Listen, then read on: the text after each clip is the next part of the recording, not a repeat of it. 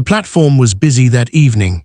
Businessmen hurried with their leather bags, students chatted with tired laughter, mothers held children by the hand.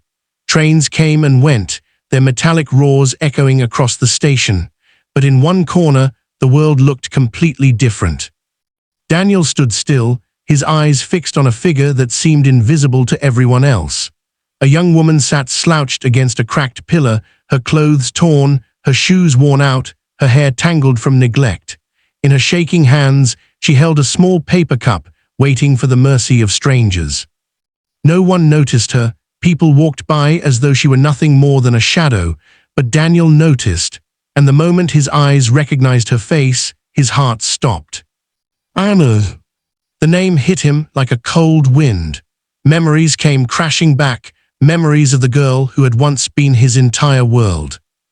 He remembered the nights when they would sit under the city lights, dreaming of the future. He remembered the warmth of her laughter, the way she made ordinary moments feel like magic. And most of all, he remembered the day he had knelt before her, holding a ring, trembling with hope.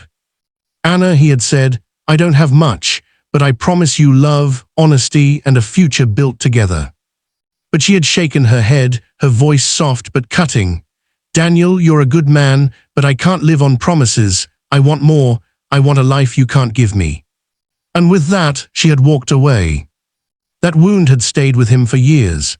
He had tried to bury it beneath work, success, and the passing of time.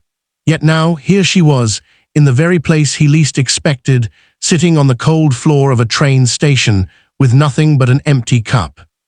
Daniel's breath grew heavy.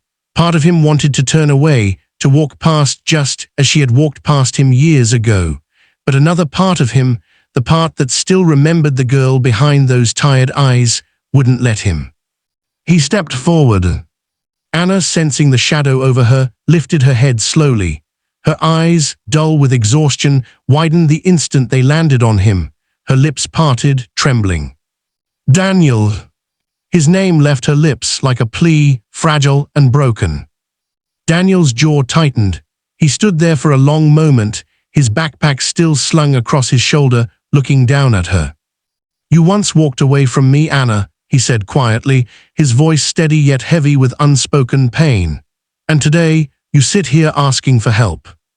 Her eyes filled with tears. She lowered her head, ashamed.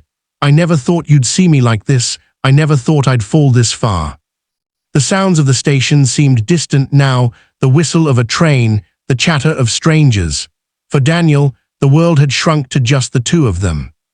Anna's voice cracked as she continued. After I left, I thought I had everything. The man I chose promised me the life I always dreamed of. Expensive dinners, beautiful clothes, freedom from struggle. But it was all lies. He used me, discarded me, left me with debts I couldn't pay. One by one, I lost everything, my home, my friends, my pride. And now, this is what's left of me. Her hands trembled as she held the paper cup tighter. I never imagined I'd beg on the streets, but I can't survive alone anymore. Daniel's chest ached. He saw not just the broken woman before him, but the echoes of the girl she once was. And though a part of him still remembered the pain of rejection, another part saw her humanity, her need, her desperate cry for a second chance.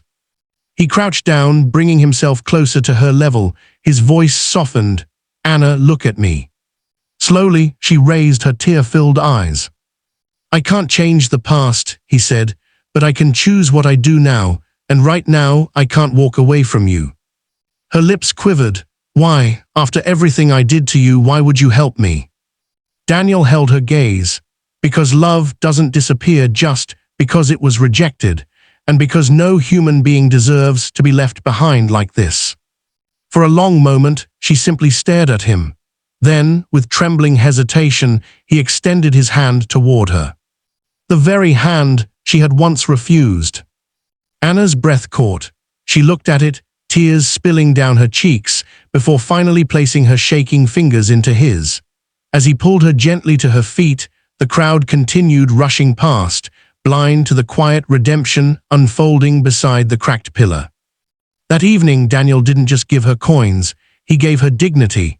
He took her to a small diner near the station, where she ate as though she hadn't seen a proper meal in days. He listened as she poured out her regrets, her mistakes, her pain. And though part of him still carried old scars, he realized that compassion was stronger than bitterness. In the weeks that followed, Daniel helped her find shelter, clothes, and small jobs. It wasn't easy. Anna struggled with shame, often saying, "I don't deserve this, Daniel, not from you." But every time he reminded her, everyone deserves a second chance. Slowly, she began to stand again. She found work at a local community center, helping others who had fallen on hard times. She rebuilt not just her life, but her character.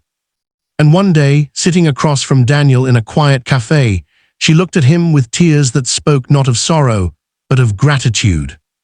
"You once asked me to share a life with you, and I said no," she whispered.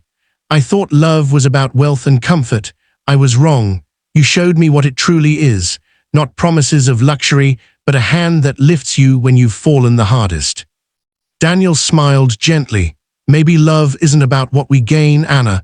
Maybe it's about what we give." Her hand reached across the table, resting over his. And in that moment, the train station no longer symbolized her lowest fall. It symbolized the place where redemption began. Because sometimes, life brings us back to the very people we once walked away from, to remind us that forgiveness, compassion, and second chances can change everything.